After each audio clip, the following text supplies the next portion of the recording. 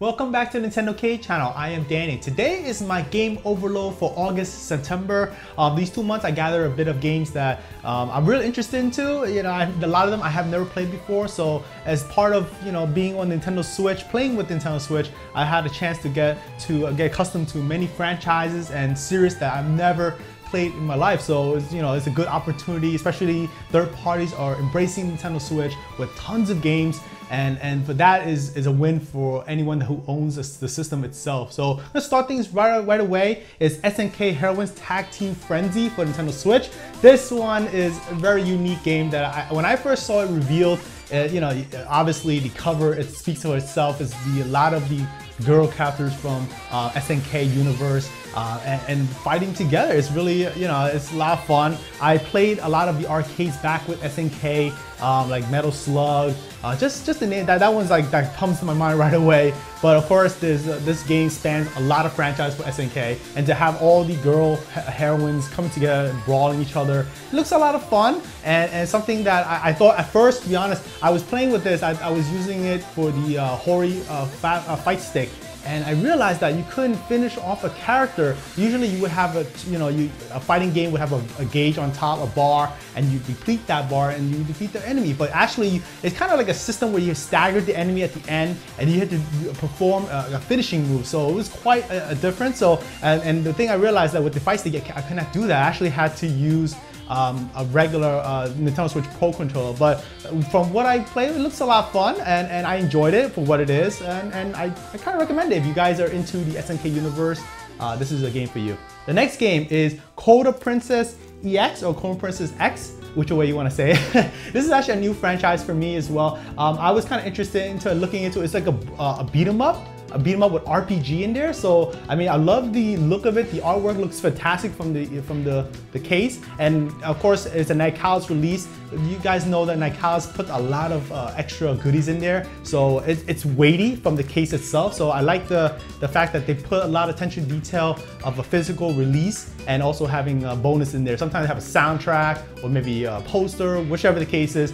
But from looking at the gameplay of Coda Princess EX is, it reminds me of old games when I grew up in the 90s with Teenage Mutant Ninja Turtles, like Turtles in Time for the Super Nintendo. It's just classic beat 'em up with RPG elements. The artwork, it looks pretty interesting. I like it, and I'll give it a try. I'm really looking forward to playing this on Nintendo Switch. The next game, now you guys recognize that, actually I'm gonna pull back up the game, is that the main character for Coda Princess is actually in Blade Strangers, and this is also a Nightcrawler's release, a very hefty case. It's obviously stuff in there. You know what's neat is they even say bonus goodies inside on the actual, they put a little sticker on the outside to let you guys know that. So this one brings a lot of characters that Nightcrawlers have worked in the past, like Cave Story, The Binding of Isaac, of course Coda Princess EX, and other characters as well, coming together in a brawler, in a fighting game. So a good opportunity again to use my Hori fight stick to play fighting games. I love fighting games. You guys don't know by now. I play Street Fighter. I played in the past years like Super Nintendo, like Mortal Kombat. You name it, I have tried it. Tekken. I have all that good stuff. So Blade Strangers is a different fighting game. I haven't tried it yet, but I'm curious to see how it is. And the fact that the cover, I love going to look at these covers and you say, wow, this is really fantastic art. And this is a really interesting, because I'm looking at the art, like it's not to be taken seriously, but at the same time, I want to perfect my combos if I were playing online and see what it's all about. So all right, I'm gonna look forward to this. This is gonna be quite a fun ride for me playing Blade Strangers. Next game is one that I was actually looking forward to. It's Xenoblade Chronicles 2, Torna the Golden Country. This one is, from what I know, is a prequel from the original Xenoblade Chronicles 2. This is actually a physical release. It came after the digital that was available on Nintendo eShop. So you guys know me, I love getting physical games. I can just pop it into my Nintendo Switch and don't worry about it, because sometimes with the digital, you lose your system, when you break your system, you don't know what you can do to recover it. But and then maybe 20 years down the line, you won't be able to get the game. So I can always rely on a physical copy, and this is definitely one of it. The thing is, though, with the original Xenoblade Chronicles 2, it was a massive game. And with that, it was very intimidating for maybe a beginner that never played an RPG. And that one is a massive game in a big scope. So you're literally going through various locales and you just don't know what to expect. It's just like a lot of things to do, a lot of side quests. But this one, I heard that they streamlined the experience and it focuses on less characters. I'm not 100% sure about that, but at least this is what I've known so far. And the story obviously takes place before the events that happened in the original Xenoblade Chronicles 2. And many of the people that I heard that played this game said it was a very good introduction to the franchise itself. So if you guys were intimidated by Xenoblade Chronicles 2, the original release last year, this may be a good entry. And I may consider doing it because I wasn't able to finish the first Xenoblade Chronicles 2 because I had such a limited time. That's the thing about doing YouTube. I would love to play all these RPGs, but if I invested more time to it, I would never do another video. And you guys know me, I want to complete the game into completion. And so this is a great entry for me, at least going back to the original story before the main line. All right, the next one is a game that I really adore so much back when it was released on the Wii. There was released also in multiple other platforms. I was really saddened that it was not getting a physical release in the United States. I did make a video episode covering this, and this is Okami for the Nintendo Switch. This is the Japanese release that I actually imported myself. I do get to play this in English, so it's import friendly. So if you guys are wondering if it's okay to import this one, yes, it is, because you can pop in Nintendo Switch, and if you have a US system, it will just understand that you're a US region, and then you'll play everything in English. So no worry about that. And the fact that I can get in physical is fantastic. So you can see everything inside. It's gorgeous. This is what I love about Japanese releases. They always have some kind of art inside that at least I've seen so far, and it's beautiful. Look at that. There's Amaterasu right there with an insert there. So if you guys love Zelda games, this is a game for you. I'm a big Zelda fan, and exploring the humor of the dialogue, the characters is very witty. There's a lot of talking around, so you get to kind of know every character's plight and what's going on to save the world. You guys know it's literally amazing, and it's based on Japanese lore and mythology. So this Amaterasu is the sun god. So you gotta check this out. I don't want to spoil too much, but definitely a highly recommended game. It's been on numerous platforms, but this is an HD, so it makes it even more gorgeous than it was back on the Wii. So that's another high recommendation for me. The next game, if you guys are wondering, this is a big box of Dimension Drive for Nintendo Switch. This is a game that I wasn't sure what it's about until I kind of looked into a trailer for it.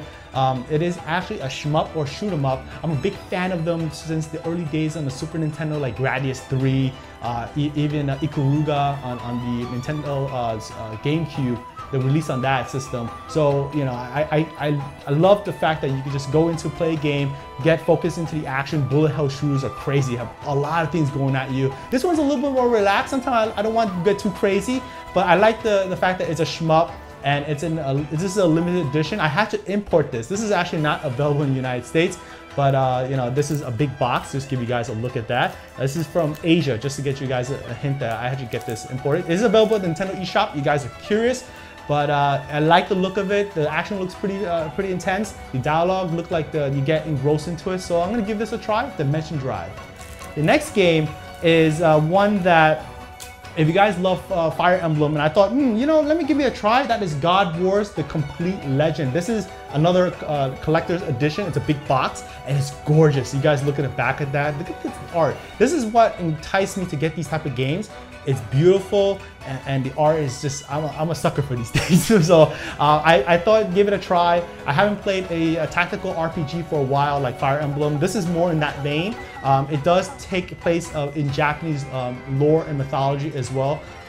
And it's quite interesting. I saw the battle system is kind of reminiscent of Fire Emblem again. And of course the story is based in old school legend. So that's quite interesting. And I'm gonna give this a try. And I say, why not go in with a bang with the collector's edition? So this is definitely one for me.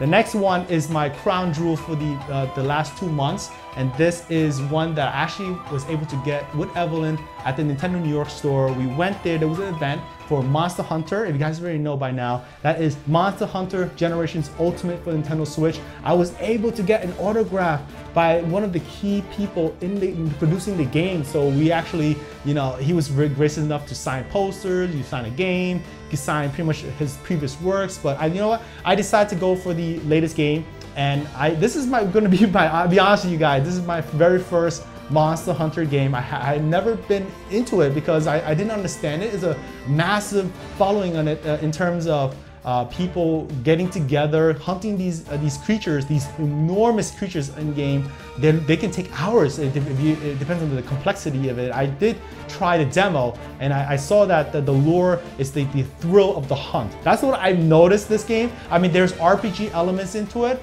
but the thrill of the hunt, the group getting together, taking down a beast, is really, it can be satisfying. And I see that's why a couple of my friends play this and they tell me I should give this a go. And you know what, perhaps I will give this a go, especially I got it autographed by the key person in the game that made itself. So really looking forward to it. Leave me down below in the comments what are your thoughts of what I grabbed for the last 2 months. What did you get yourself on your Nintendo Switch? I'm sure there's tons of games that you may have, and you know, definitely share with us. I'm really interested to hear what you have to say. Give me a thumbs up if you enjoyed this episode. As always, subscribe to Nintendo K, that's always helpful. Don't forget to hit the bell buttons for more episodes like this coming your way. I'm Danny at the Nintendo K channel. Thanks for watching, and I'll catch you again soon.